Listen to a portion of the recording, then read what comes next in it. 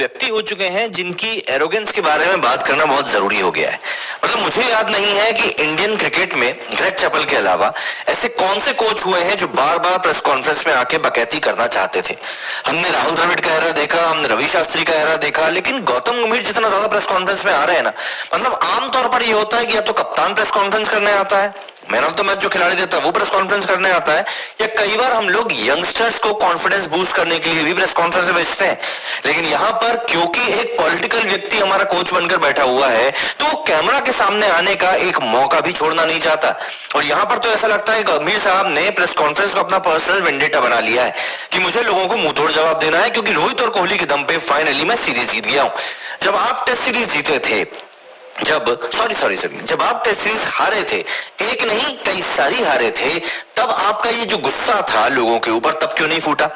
आज जब रोहित कोहली ने आपको सीरीज जिता दी है, तब आखिर क्यों आपके अंदर का ये गुस्सा इतना उबाल मार रहा है? भैया बता दो जरा। एंड दैट टू तब जब आप प्रेस कॉन्फ्रेंस में रोहित कोहली को सही तरीके से अप्रिशिएट भी नहीं करते हो। आप यंगस्टर्स की बात कर रहे हो, आप टीम बिल्डिंग की बात कर रहे हो, आप सारे एल लसन की बात कर रहे हो, but you are not talking about the two guys जिन्होंने आपको पोटेंशियली ये सीरीज जितवाई है। तभी तो विराट कोहली को मैन ऑफ द सीरीज का अवार्ड मिला है, रोहित शर्मा ने 2 हाफ सेंचुरी मारी है। मतलब आप उनको शायद पूरी तरीके से इग्नोर कर गए। खैर, गंभीर साहब तो गंभीर साहब है, उनके बारे में जरा समझते हैं। देखिए, जब टीम जीत जाए, जब रोहित शर्मा और विराट कोहली मिलकर सीरीज उठा ले, जब ड्रेसिंग रूम में थोड़ी खुशियों का माहौल हो, तब अगर सबसे ज्यादा कोई व्यक्ति इरिटेटेड आपको नजर आ रहा है, तो इस समय पर वो और कोई नहीं बल्कि भारतीय क्रिकेट टीम का कोच है। ये चीज बहुत गलत है, बट स्टिल जो है सो है। आपको इस बात को समझना पड़ेगा कि प्रॉब्लम यहाँ पर अब क्रिकेट में नहीं है बल्कि कोच के टेम्परामेंट में है। और यहाँ पर मैं बात कर रहा हूँ गौतम गंभीर की। सीरीज जीत गए, लेकिन उसके बावजूद भी बंदे का अंदर का जो गुस्सा है वो ठंडा नहीं पड़ रहा है। साउथ अफ्रीका को ओडीआई सीरीज में 2-1 से हमने हरा दिया। आखिरी मैच में 9 विकेट से हम लोग जीते हैं। रोहित कोहली ने अपनी क्लास दिखा दी है, पब्लिक खुश है, कॉन्फिडेंस वापस आ गया है। सोशल मीडिया पे हर कोई अपने तरीके से अपनी इस टीम की जीत को सेलिब्रेट कर रहा है। वही टीम को जो अभी कुछ दिनों पहले टेस्ट सीरीज की हार के बाद में गालियां खा रही थी। और इसी के बाद में प्रेस कॉन्फ्रेंस में गंभीर जी का जो पेशेंस है वो खत्म हो जाता है। Target IPL team owner Parth Jindal. बातों का एसेंस क्या था कि लोग अपने डोमेन में रहे, हम किसी के काम में नहीं बोलने जाते, तो वो हमारे काम पे क्यों बोलते हैं? ऑब्वियस सी बात है, ये जो स्टेटमेंट इन्होंने दिया है ये सुनने में थोड़ा सा स्ट्रांग लगता है, लेकिन अगर मैं ग्राउंड रियलिटी की बात करूं तो ये आर्ग्यूमेंट इंडिया में बिल्कुल खड़ा नहीं होता। क्यों नहीं होता? दरअसल ये अमेरिका या यूरोप का कोई कॉर्पोरेट सेटअप नहीं है, ये इंडियन क्रिकेट टीम की हम लोग यहाँ पर बात कर रहे हैं। यहाँ पर क्रिकेट एक रिलीजन की तरह फॉलो किया जाता है और क्रिकेट पे रोना, गुस्सा, एनालिसिस फैन का अधिकार होता है।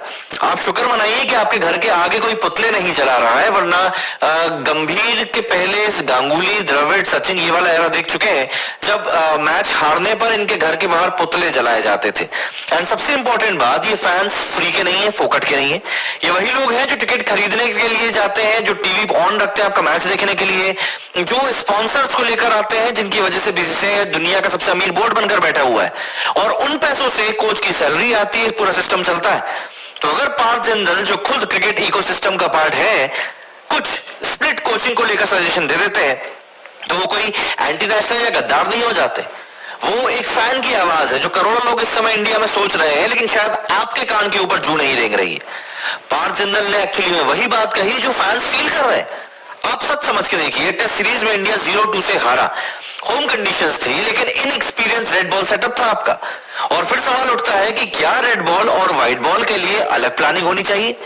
यही बात रवि शास्त्री के टाइम उठी, राहुल द्रविड़ के टाइम पर उठी, लेकिन कभी भी शास्त्री नहीं भड़के, द्रविड़ ने किसी ओनर को टारगेट नहीं किया, बल्कि उनका अप्रोच सिंपल था कि हम रिजल्ट से जवाब देंगे। गंभीर जी की सबसे बड़ी गलती क्या है जानते हैं? सच बता रहा हूं कि जीत के बाद भी बंदा मतलब इस तरीके से आउटरीचेस होने की हिम्मत रखता है। जीत के वक्त क्रेडिट लेने का होता है, टीम को स्पॉटलाइट देने का होता है, नेगेटिविटी को इग्नोर करने का होता है, पर गंभीर ने क्या किया? प्रेस कॉन्फ्रेंस को एक तरीके से अपना पर्सनल वेंडेटा बना दिया।